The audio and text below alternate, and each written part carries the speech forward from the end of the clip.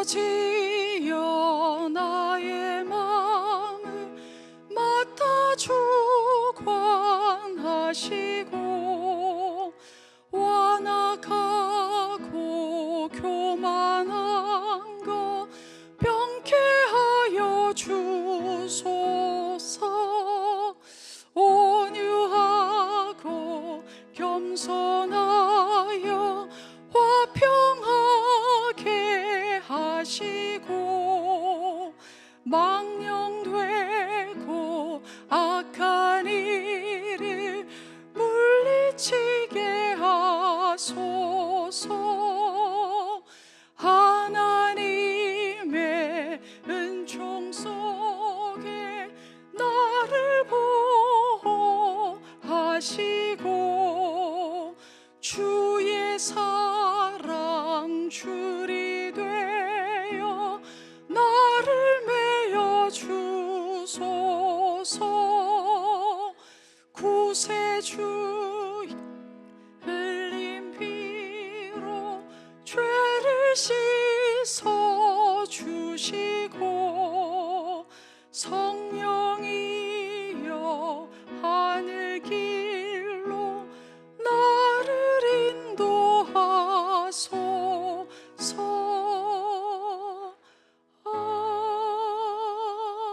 아멘. 이 자리에 서면 숨이 차서 찬송을 제대로 잘 못하겠습니다. 자, 오늘의 말씀은 요한복음 3장 22절에서 30절입니다. 제가 읽겠습니다. 그 후에 예수께서 제자들과 유대 땅으로 가서 거기 함께 유하시며 세례를 베푸시더라. 요한도 살렘 가까운 에논에서 세례를 베푸니 거기 물이 많음이라. 그러므로 사람들이 와서 세례를 받더라. 요한이 아직 옥에 갇히지 아니하였더라. 이에 요한의 제자 중에서 한 유대인과 더불어 정결 예식에 대하여 변론이 되었더니 그들이 요한에게 가서 이르되 랍비여 선생님과 함께 요단강 저편에 있더니 곧 선생님이 증언하시던 이가 세례를 베풀매 사람이 다 그에게로 가더이다. 요한이 대답하여 이르되 만일 하늘에서 주신 바 아니면 사람이 아무것도 받을 수 없느니라. 내가 말한 바 나는 그리스도가 아니요 그의 앞에 보내심을 받은 자라고 한 것을 증언할 자는 너희니라. 신부를 취하는 자는 신랑이나 서서 신랑의 음성을 듣는 친구가 크게 기뻐하나니 나는 이러한 기쁨으로 충만하였노라. 그는 흥하여야 하겠고 나는 쇠하여야 하리라 하니라. 오늘 본문 말씀은 우리 성도님들이 너무나 잘 아시는 말씀인데요. 유인물에 들어가기 전에 잘 알고 있는 세례 요한에 대해서 잠깐 정리하고 유인물로 들어가겠습니다. 예수님이 30세가 되어서 공생애를 시작하시기 전에 유대 땅에는 한 유명한 종교개혁가가 활동하고 있었습니다. 이 종교개혁가의 이름은 요한이었고 사람들은 그를 가리켜 세례 요한, 세례를 주는 자 요한이라고 불렀습니다.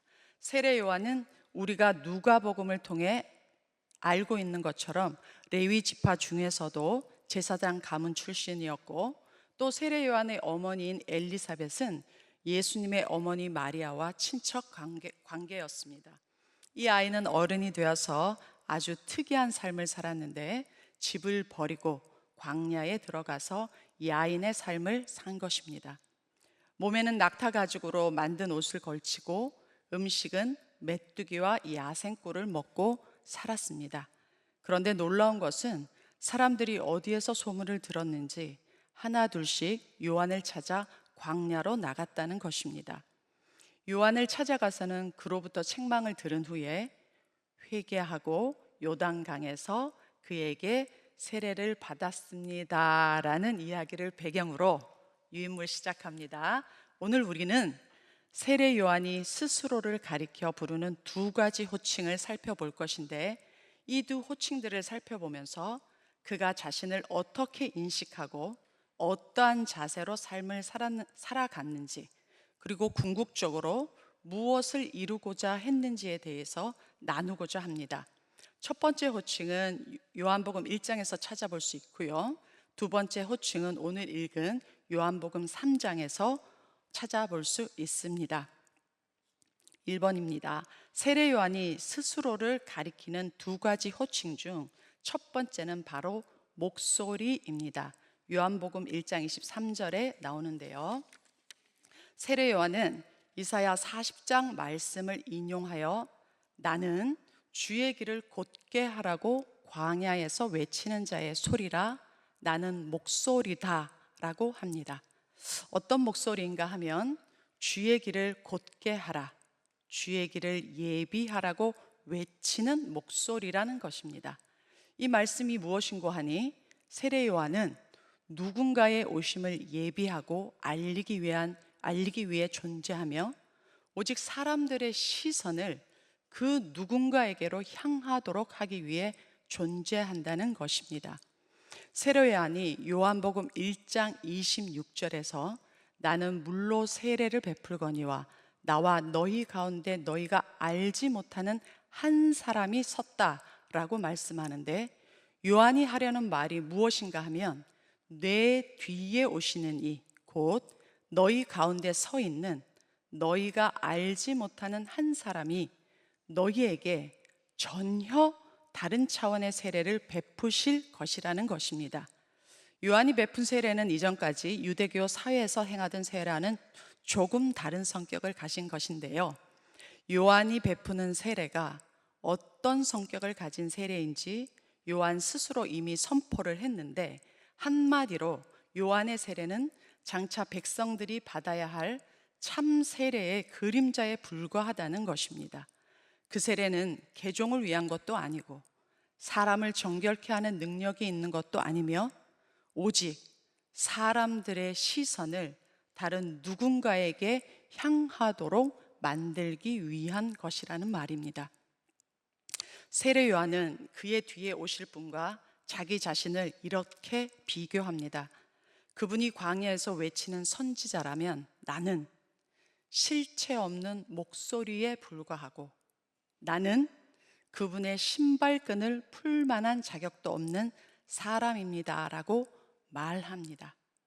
세례 요한은 그 당시에 많은 사람들의 존경과 추앙을 받고 있었고, 또 원하기만 하면 내가 바로 너희가 기다리는 그 메시아다라고 해도 사람들이 믿었을 만큼 영향력이 있는 인물이었습니다.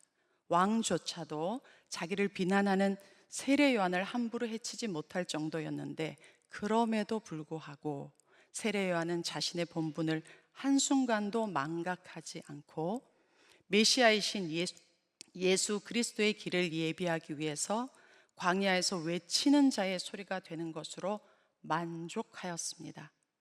세례 요한은 이처럼 스스로를 광야의 목소리, 그분의 길을 예비하라고 외치는 목소리라고 표현했고, 또 그렇게 목소리로 살았습니다. 두 번째로요, 세례 요한이 스스로에게 붙여진 또 하나의 호칭은 들러리입니다. 첫 번째 호칭이 무엇라고 말씀했나요? 목소리입니다. 둘째는 들러리입니다. 하루는 세례 요한의 제자들이 어떤 유대인과 변론을 하고 있었습니다. 요한복음 3장 25절에 보면 정결 예식에 관한 논쟁이 있었다라고 말을 하는데, 그 정결 예식에 관한 논쟁 중에 예수님의 이야기가 나왔던 것 같습니다. 논쟁을 마치고 나서 요한의 제자들의 마음 속에서는 유대인과 벌였던 논쟁보다 더 큰 문제거리가 마음을 불편하게 하고 있었습니다. 세례 요한의 제자들이 말하기를 예수님이 세례를 베풀매 사람들이 다 그리로 갔다라고 했는데, 중요한 것은 요한복음 3장 26절에 기록된 요한의 제자들의 말, 백성들이 다 예수라는 분에게로 가는구나라는 말 속에는 그 사람에 대한 감출 수 없는 질투심이 담겨 있다는 것입니다. 이러한 제자들의 염려스러운 보고를 들은 세례 요한은 이렇게 대답합니다. 요한이 대답하여 이르되 만일 하늘에서 주신 바 아니면 사람이 아무것도 받을 수 없느니라. 우리들 모두는 하나님이 주시는 대로 받는 것이다. 하나님이 나에게 주시는 것이 나의 것이고, 하나님이 저분에게 주신 것은 저분의 것이다. 한마디로 하나님이 저분에게 주신 것을 내가 탐내거나 그것으로 인해 원망하면 안 된다는 것입니다. 세례요한은 이미 요한복음 1장 19절 이하에서 분명히 말하기를 나는 그리스도가 아니고 단지 그분의 길을 예배하는 목소리일 뿐이다 라고 했었는데, 이제 자신들의 제자들 앞에서 그 증언을 다시 한번 확인합니다. 나는 그리스도가 아니요 그의 앞에 보냄을 받은 자다. 비유하자면 그는 혼인잔치의 주인공, 다시 말해 신랑이고 나는 그의 친구, 들러리다 라고 표현을 합니다. 그러면 들러리인 세례요한은 주인공이 아니니까 아무런 즐거움도 기쁨도 누리지 못하는 걸까요? 그렇지 않습니다. 서서 신랑의 음성을 듣고 기뻐한다고 말합니다. 그렇다면 이 말씀에서 우리가 구해야 할 진정한 기쁨은 무엇입니까? 세례요한이 말합니다. 그분은 흥하여야 하고 나는 쇠하여야 한다. 그분이 드러나고 나는 들러리가 되는 것이 옳은 일이고, 그것으로 나는 만족하고 즐거워한다. 신랑 되신 예수님의 혼인잔치에 참여하여서 신랑 되신 예수님의 음성을 듣는 것이 우리가 얻을 수 있는 가장 큰 기쁨이라는 것입니다. 말씀을 맺습니다. 세례요한은 오늘날 주님의 교회를 섬기는 청지기들이 자기 자신의 정체성과 사역에 대해서 어떻게 평가를 내리고 어떠한 태도를 취해야 하는지를 아주 분명하게 보여주는 본보기라고 생각합니다. 우리가 하는 일은 사람들에게 그리스도를 소개하며 그분을 받아들이게 하고, 더불어 사람들의 시선이 항상 예수님께만 고정되도록 하는 일입니다. 내 이름이 드러나지 않았다고 해서 우리의 일이 결코 실패한 것이 아니라는 말입니다. 일을 다 마치고 나서 드러나는 것은, 드러나야만 하는 것은 우리가 아니라 오직 주인공이신 예수님이어야 합니다. 우리는 뒤에 서서 신랑을 바라보는 것으로 만족해야 합니다. 사실 누구에게나 자신을 높이고 드러내서 사람들에게 박수 갈채를 받고 싶은 마음이 도사리고 있겠지만, 궁극적으로 박수 갈채를 받고 높아져야 할 분은 우리가 아니라 오직 예수님이십니다. 무슨 일을 하든, 무슨 봉사를 하든, 무엇을 가르치든 우리는 오직 예수님을 드러내고 예수님을 높이기 위해서만 일하고, 그저 뒤에 서서 신랑이신 예수님을 바라보면서 즐거워하는 자들이 되기를 간절히 소원합니다. 기도하기 전에요, 변화 부분에 첫 번째, 두 번째, 세 번째 줄, 그 한 문장만 같이 읽고 제가 기도하고 마치겠습니다. 우리가 하는 일은 찾으셨어요? 다 잊어버리시고요. 그렇다고 진짜 다 잊어버리지는 마시고요. 요 문장만 저하고 같이 읽고 되뇌이면서 구역 공부를 하셨으면 참 좋겠습니다. 시작. 우리가 하는 일은 사람들에게 그리스도를 소개하여 그분을 받아들이게 하고, 더불어 사람들의 시선이 항상 예수님께만 고정되도록 하는 일입니다. 이 말씀을 내내 묵상하고 한 주간을 보내시면 참 좋겠습니다. 기도하시겠습니다. 참 좋으신 하나님, 저희에게 신랑 되신 예수님의 혼인잔치에 참여하는 영광스러운 은혜를 주셔서 참 감사합니다. 저희가 부지 중에라도 예수님이 받으셔야 할 칭찬과 영광을 탐내거나 훔치지 않도록 저희들의 마음과 생각을 지켜주시고 우리에게 주님이 주신 자리에서 만족하고 감사하는 마음을 가지게 하여 주시옵소서. 우리의 이름이 높아지는 것에 관심을 갖는 것이 아니라 예수님의 이름을 높이기 위해 처한 자리에서 묵묵히 수고하는 자들이 되게 하여 주시옵소서.